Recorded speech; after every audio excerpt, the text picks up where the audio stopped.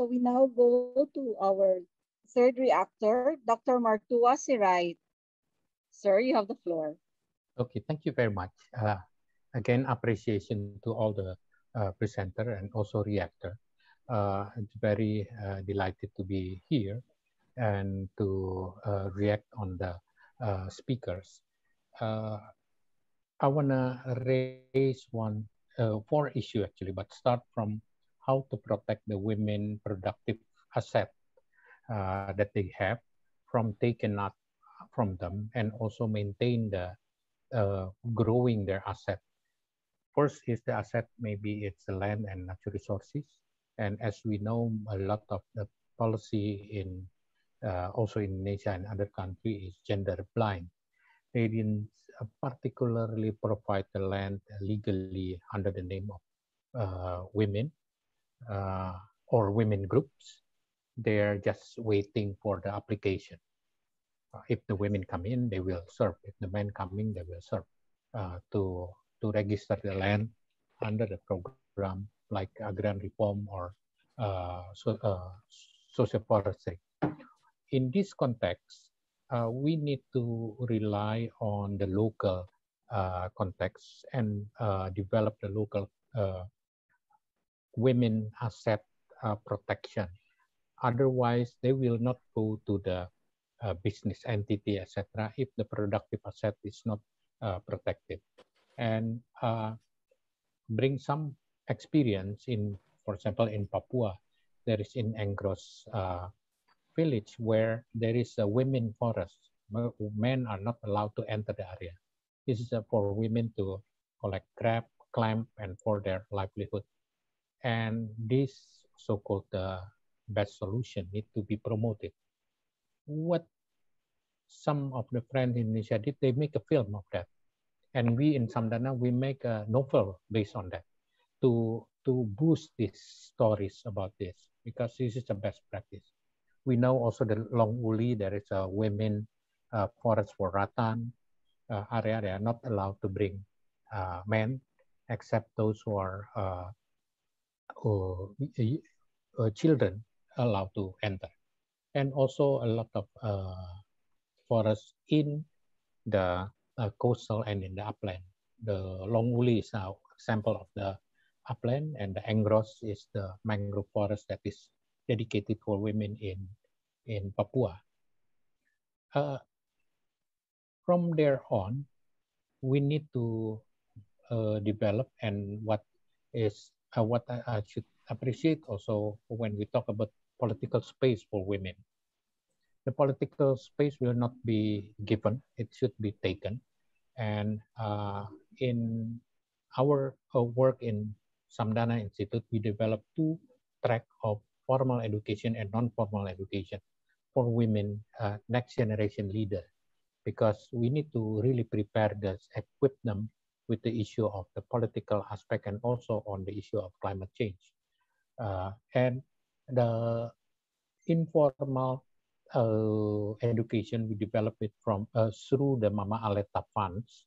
Is Mama Aleta a leader from the Nusa Tenggara who lead the against the destruction of the carts in the village, and she became the symbol. She received the Goldman Award, and based on that funds, she developed a Mama Aleta funds, especially to develop women capacity to be a next generation leader through an informal way. Informal means not the formal education. And we realize also that to become a leader, formal leader, barangay captain, etc., you need to have a senior high school degree at least. So formal education is needed. Support for formal education for women, especially those who already past the age of the senior high school, could catch it through the program.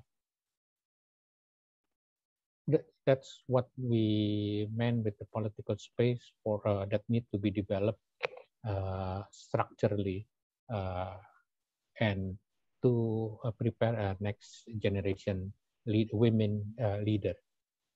And the next is about the business entity. Yes, I think capacity and also capacity for doing business Currently, I appreciate the friends are presenting about the business school, and I think that is very important.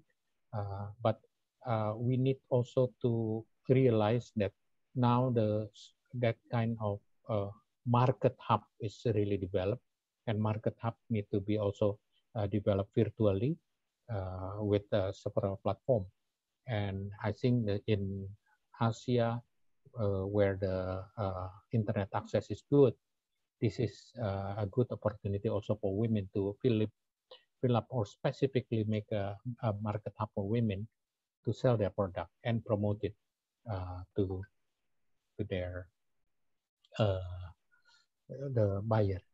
But what is our experience in this is when we develop a commodity market, we at the time, few years ago, we forgot to do gender equity and social gender equity and social inclusion assessment or gender-based assessment to see whether this uh, will improve the women condition or it become a burden.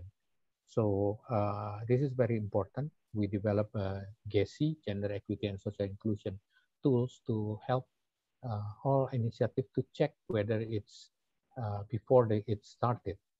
And now with the free and prime informed consent, it's become obliged, especially through the Cancun agreement. All the climate project should have a meaningful FDIC, including also for the women groups to have a say and have a consent on their uh, work. And that is important because sometimes we push it for the commodity production that could provide money, cash income, but we forgot we hit their food sovereignty because that is the fundamental thing to ensure that they have a food sovereignty in the community before they can go uh, to the market. And the last thing is related to the climate change. As the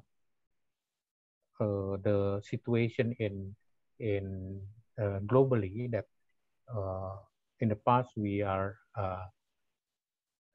promised to maintain the 2 degree for the 2030, 2050, but situation seems we need to move to 1.5 degree 2030, 2050, which means and it will be speed up all the process. When we talk about the 2 degree, we are still thinking about maintain forests, maintain the forests, recognition of the indigenous people's forests, etc. But when we move to 1.5, it means it's not only maintain the forests, but building new forests. And what is building new forests might be not in favor for the indigenous people and local community, but maybe the state or the private sector who will lead this. And this could become another set of green land grabbing, a new type of land grabbing for building a new forest. And also to take the smallholder agriculture from the hand of the community to food estates by company. And this is, I think, need to be seriously think back, especially for the women who will become the victim on this process. Thank you very much, and let's continue with the discussion.